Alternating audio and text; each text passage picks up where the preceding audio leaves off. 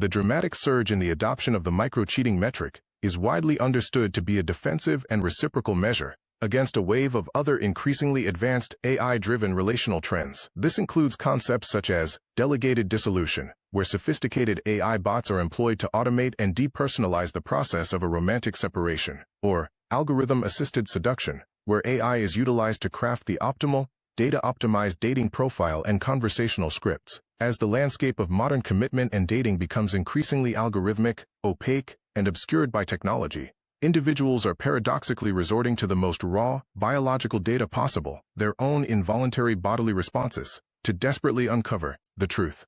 One industry analyst characterizes this dynamic not as a corrective measure, but as a perpetual feedback loop and an escalating arms race of intimacy. The conflict arises as one party leverages artificial intelligence to obscure their genuine motives or automate the logistical challenges of modern dating. Conversely, the other party resorts to biometric surveillance and algorithmic monitoring to strip away that digital veneer. Ultimately, the system represents an attempt to deploy data as a weapon against data.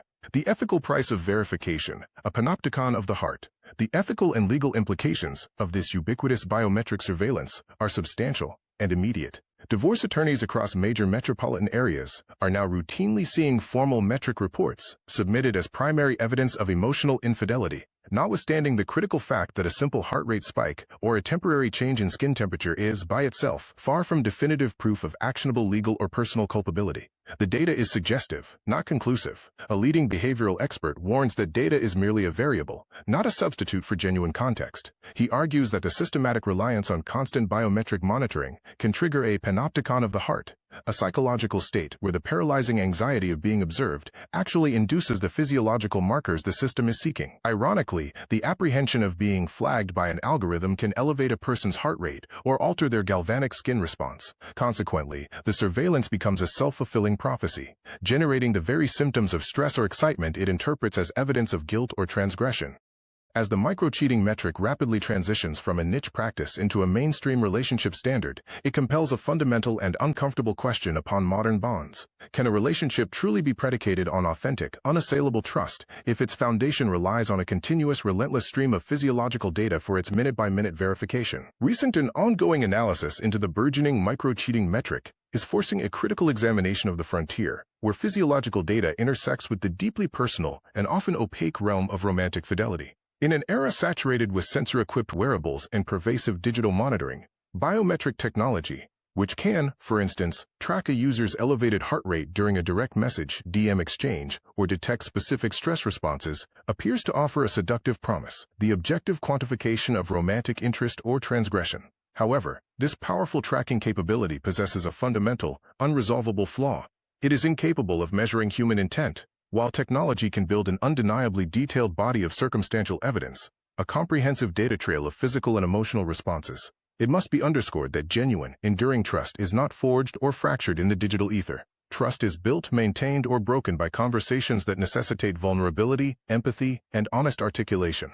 These crucial interactions must, by their very nature, occur off-screen, through open communication that moves beyond the sterile efficiency of a data point. Key insights. Why physiology is not proof of betrayal.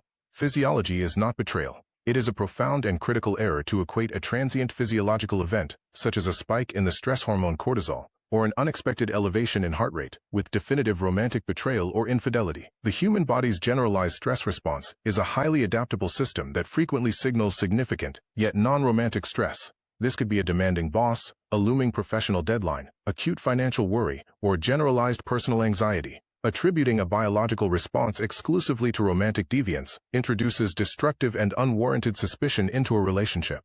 The surveillance line.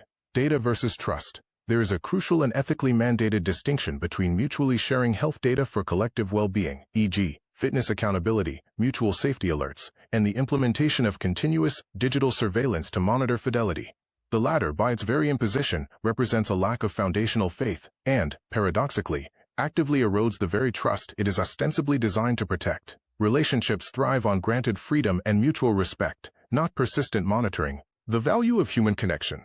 In the architecture of a stable, intimate relationship, no advanced wearable device, no matter how sophisticated its algorithms, can replace genuine interpersonal interaction. An honest, transparent, and empathetic 5-minute conversation with a partner, remains significantly more effective in resolving complex conflicts, building true intimacy, and establishing robust, unshakable trust than any metric derived from technology.